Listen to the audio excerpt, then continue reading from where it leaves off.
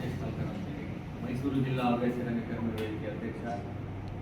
ಇವರು ಮೈನ್ ರಮೇಶ್ ಅಂತೇಳಿ ರಂಗಾಯಣದ ಹಿರಿಯ ಕಲಾವಿದರು ಮತ್ತು GPA ರಂಗತಂಡದ ನಿರ್ದೇಶಕರು. ಅನಿಲ್ ಬೋಕ್ಷೆಟ್ಟಿ, ಇದೇ ನಿಮ್ಮ ಮೈಸೂರು ನಂಜನಗೂಡು ಪಟ್ಟಣದವರು. ಭರತ್ ಅವರು ನಿರ್ದೇಶಕರು, ಯೋಗಾಸಕರು. ಮತ್ತು ಸೋಮಶೇಖರ್ ಮೂರ್ತಿಯವರು. ನಂಜನಗೂಡು ಅಂತ ಚಾಮರಾಜನಗರ ಪಟ್ಟಣಗಳಲ್ಲಿ ಇಂಥ ಶಿಬಿರಗಳು ಜಾಸ್ತಿ ಆಗ್ತವೆ. ಯಾಕಂದರೆ ಸಂಸ್ಕೃತಿ ಮತ್ತು ಸಂಸ್ಕಾರ ಇಲ್ಲದೆ ಯಾರು ಬದುಕಕ್ಕಾಗಲ್ಲ. ಅದಕ್ಕೆ ನಾನು ಹಿರಿಯರಿಗೆ ಹೇಳೋದು, ಪೋಷಕರಿಗೆ, ನೀವು ಸಂಸ್ಕಾರವನ್ನು ಬೆಳೆಸಿ, ಇದರಿಂದ ಬೆಳೀತಾರೆ ಮಕ್ಕಳು. ಸಂಸ್ಕಾರ ಇದ್ದರೆ ಅಲ್ಲ, ಇದರ ಆಗಲ್ಲ. ಇದನ್ನು ನಾವು ಈ ನಂಜನಗೂಡು ಮತ್ತು ಚಾಮರಾಜನಹಳ್ಳಿ ತಾಲೂಕು ಮಟ್ಟದಲ್ಲಿ ಇದನ್ನು ಬೆಳೆಸಬೇಕು. ಯಾಕೆಂದರೆ ಮಕ್ಕಳಿಗೆ ಪ್ರತಿಭೆಯನ್ನು ಹುಡುಕೋದು ಈ ಚಿನ್ನರ ಮೇಳದಲ್ಲಿ. ಅವರ ಪ್ರತಿಭೆ ಸ್ಕೂಲಲ್ಲಿ ಸಿಕ್ಕೋದವರಿಗೆ ವಿದೇಶದ ಚಿನ್ನರ ಮೇಳ ಎಲ್ಲ ಥರದ ಮಕ್ಕಳು ಬರ್ತಾರೆ. ಅವರಿಗೆ ಜಾತಿ ಭೇದ ಯಾವುದಿಲ್ಲ, ಎಲ್ಲ ಥರದ ಮುಟ್ಟಿ ಆಟ ಆಡ್ತಾರೆ, ಖುಷಿ ಬರ್ತಾರೆ. ಯಾಕಂದರೆ ಈಗ ಹೇಳ್ತಾರೆ ನೋಡಿ, ಚಿತ್ರಕಲೆ, ಯೋಗ, ಆಮೇಲೆ ಹಲವು ಮುಖಾಮುಖಿ, ಒಳ್ಳೊಳ್ಳೆ ಸಾಹಿತ್ಯದಲ್ಲಿದ್ದ ಮುಖಾಮುಖಿ, ನಾಟಕ.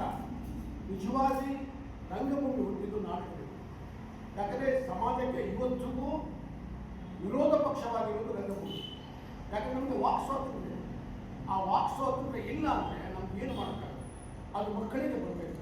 ಮಕ್ಕಳಿಗೆ ಬರ್ತಾ ಇಲ್ಲ. ಈಗ ಎಂಜಾಯ್ ಮಾಡ್ತಾರೆ, ಎಲ್ಲಿ ನೋಡಿ ಎಲ್ಲಿ ಹೋಟೆಲ್ ಹೋಗಿ ಎಂಜಾಯ್ ಮಾಡ್ತಾರೆ, ಎಲ್ಲ ಎಂಜಾಯ್ ಮಾಡ್ತಾರೆ.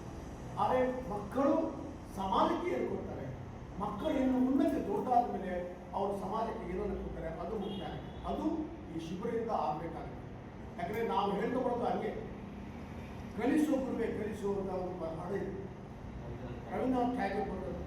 ಆ ಕಲಿಸು ಮತ್ತು ಕಲಿಸು ಗುರುವೆ ಆ ಹಾಡನ್ನು ತಗೊಂಡ್ರೆ ನಮ್ಗೆ ಇವತ್ತಿಗೂ ರವೀಂದ್ರನಾಥ್ ಟ್ಯಾಗೋರ್ ಆವಾಗ ಹೇಳಿದರು. ಅದಕ್ಕೆ ಅಬ್ರಹಂ ಲಿಂಕನ್ ಅಂತ ಹೇಳ್ತಾನೆ. ಅಬ್ರಹಂ ಲಿಂಕನ್ ಅಮೇರಿಕದ ಅಧ್ಯಕ್ಷ. ಅವನು ನನ್ನ ಮಗಳು ಓದ್ತಿರುವಾಗ ಟೀಚರಿಗೆ ಒಂದು ಲೆಕ್ಕ ಬರೀತಾರೆ, ಇದೇ ಹಾಡು, ಕಲಿಸು ಗುರುವೆ ಕಲಿಸು, ನನ್ನ ಮಗನಿಗೆ ಸತ್ಯವೇ ಹೇಳುವುದನ್ನು ಕಲಿಸು, ಒಳ್ಳೆತನವನ್ನು ಕಲಿಸು, ಮಾನವೀಯ ಧೋರಣೆಯನ್ನು ಕಲಿಸು ಅಂತ ಅಬ್ರಹಂ ಲಿಂಕನ್ ಟೀಚರಿಗೆ ಒಂದು ಲೆಕ್ಕ ಬರೀತಾರೆ. ಆ ಹಾಡು ನಮ್ಮ ಇವತ್ತಿಗೂ ರಂಗಾಯಣದಲ್ಲಿ ಪ್ರಸಿದ್ಧವಾಗಿದೆ. ಜೊತೆಗೆ ಹೌದು, ಪೋಷಕರು ಯಾಕೆ ಮಕ್ಕಳನ್ನು ಬೆಳೆಸ್ತಾರೆ, ಅಂಗ ಬೆಳೆಸಬೇಕು ಅಥವಾ ನೀವು ಇಂಜಿನಿಯರ್ ಆಗೋ, ಡಾಕ್ಟರ್ ಆಗೋ ಅಲ್ಲ, ಅವರೊಬ್ಬ ಸಮಾಜದ ನಾಗರಿಕನಾಗಬೇಕು. ಅದಕ್ಕೋಸ್ಕರ ನಾವು ಬೆಳೆಸಬೇಕು. ಅದು ಈ ಚಿನ್ನದ ಬೆಳೆದ ಸಾಧ್ಯತೆ. ಯಾಕಂದರೆ ಹಲವು ಬಹಳ ಗೌರವವಾಗಿ ಸೂರ್ಯಕಲಾ ಸೆಂಟರ್ ಮತ್ತು ಇತರ ಸಂಘ ಸಂಸ್ಥೆಗಳು ಎಲ್ಲ ಕಲಾವಿದರ ಜೊತೆ ನಡೆಸ್ಕೊಂಡು ಬಂದಿರ್ತಾರೆ. ನಾವು ಕೂಡ ಇದಕ್ಕೆ ಪ್ರೋತ್ಸಾಹವಾಗಿ ನಾವು ಇಲ್ಲಿ ಬೆನ್ನೆಲುಬಾಗಿ ನಮ್ಮ ಸಂಸ್ಥೆನೂ ಕೂಡ ನಿಂತಿದೆ. ಅದೇ ರೀತಿ ಮಕ್ಕಳಲ್ಲಿ ಸೂಕ್ತ ಪ್ರತಿಭೆಗಳನ್ನು, ಮಕ್ಕಳಲ್ಲಿರ್ತಕ್ಕಂಥ ಪ್ರತಿಭೆಗಳನ್ನು ಹೊರಹಾಕುವಂಥ ಒಂದು ಅವಕಾಶ ಈ ಒಂದು ಶಿಬಿರದಲ್ಲಿರುತ್ತೆ ಅಂತೇಳಿ ನಾನು ಭಾವಿಸ್ತೇನೆ. ಯಾಕಂದರೆ ಸಾಕಷ್ಟು ಮಕ್ಕಳಲ್ಲಿ ಸಾಕಷ್ಟು ಪ್ರತಿಭೆಗಳಿರುತ್ತೆ. ಅದನ್ನು ಹೊರಹಾಕಲಿಕ್ಕೆ ಒಂದು ವೇದಿಕೆ ನಾವು ಸಿದ್ಧ ಮಾಡಿಕೊಡ್ತಾ ಇದ್ದೇವೆ.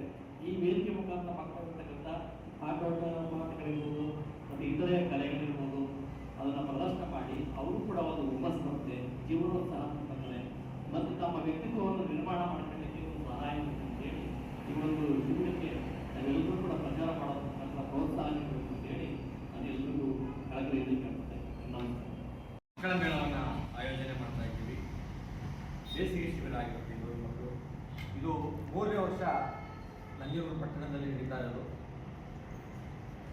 ಇದೇ ತಿಂಗಳ ಮಾರ್ಚ್ 18, ಏಪ್ರಿಲ್ 25ರಿಂದ ಮೇ 10ರವರೆಗೆ ಶಿಬಿರದ ನಿರ್ದೇಶಕರಾಗಿ ಬೋಕ್ಷೆಟ್ಟಿಯವರು, ಅನಿಲ್ ಬೋಕ್ಷೆಟ್ಟಿಯವರು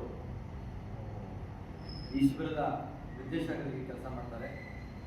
A9 ಆರ್ಟ್ ಸ್ಟುಡಿಯೋದ ಭರತ್ರವರು ಇದರ ಸಂಚಾಲಕರಾಗಿರ್ತಾರೆ. ಈ ಒಂದು ಶಿಬಿರದಲ್ಲಿ ಮಕ್ಕಳಿಗೆ ಶಿಲ್ಪಕಲೆ ಬಗ್ಗೆ, ನಾಟಕ, ಯೋಗ, ಜಾನಪದ ಗೀತೆಗಳು, ಶಿಶುಗೀತೆಗಳು ಮತ್ತು ಪಾಶ್ಚಿಮಾತ್ಯ ನೃತ್ಯಗಳನ್ನು ಒಂದು ಕಲಿಸೋ ಒಂದು ಪ್ರಯತ್ನವನ್ನು ಅನಿಲ್ ಬೋಕ್ಷೆಟ್ಟಿ ಅವರು ಮಾಡ್ತಾರೆ. ಇವರು ಕಳೆದ 3 ವರ್ಷಗಳಿಂದ 2 ವರ್ಷ ಮಾಡಿದ್ದಾರೆ, ಇದು 3ನೇ ವರ್ಷ. ಒಂದು ನಂಜನಗೂಡು ಪಟ್ಟಣದ ಜನತೆ ಒಂದು ಆಶಾದಾಯಕವಾಗಿ ಪ್ರೋತ್ಸಾಹ ಮಾಡ್ತಾ ಬಂದಿದ್ದಾರೆ. ಈ ಸರಿ ನಡೆಯೋ